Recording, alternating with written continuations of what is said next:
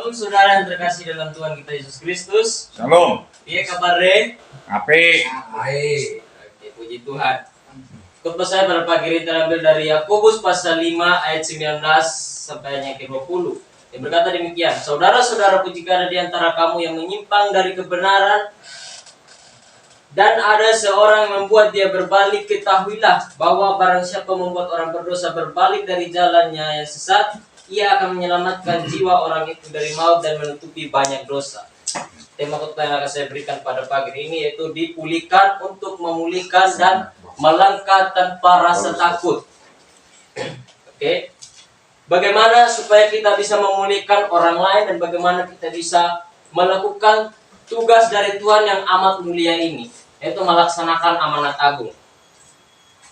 Saudara-saudara yang dikasihi oleh Tuhan Yesus Kristus, menjadi seorang evangelis, menjadi seorang misionaris, menjadi seorang pemberita Injil, menjadi seorang pembawa kabar baik, kita membutuhkan yang namanya keberanian. Berani untuk berkorban, berani menghadapi aniaya, dan berani mengambil resiko. Apapun yang akan kita hadapi dalam misi pemberitaan Injil. Oke? Seorang prajurit dalam misi penyelamatan rekannya, dia tidak akan pernah takut apa yang akan dia hadapi dan apa tantangan yang akan dia lewati ke depannya. Dia hanya berjalan sesuai dengan titah komandannya. Kita juga demikian. Dalam misi kita menyelamatkan jiwa-jiwa yang belum mengenal Yesus Kristus, kita harus berani berkorban. Apapun yang kita lewati, walaupun kita melewati lembah kekelaman, tapi percayalah, Tuhan adalah gembalaku yang menyertai aku sampai kepada akhir zaman. Yes. Jadi kita harus berani dalam kita misi penyelamatan. Kita harus berani menentang hal-hal yang tidak sesuai dengan kehendak Tuhan. Kita harus membuat orang yang belum mengenal Tuhan berbalik dari jalannya yang salah untuk mengenal Sang Mesias yang adalah juru selamat yang mati di kayu salib untuk menebus dosa-dosa kita umat manusia. Firman Tuhan berkata, bertobatlah wahai engkau orang yang berdosa, supaya engkau tidak binasa. Amin. Amin. Karena kita tidak pernah tahu kapan kita akan mati.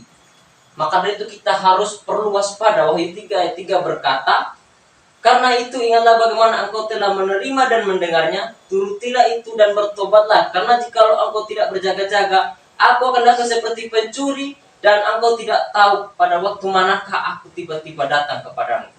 Makanya banyak orang bilang sediakan payung sebelum hujan. Amin. Amin.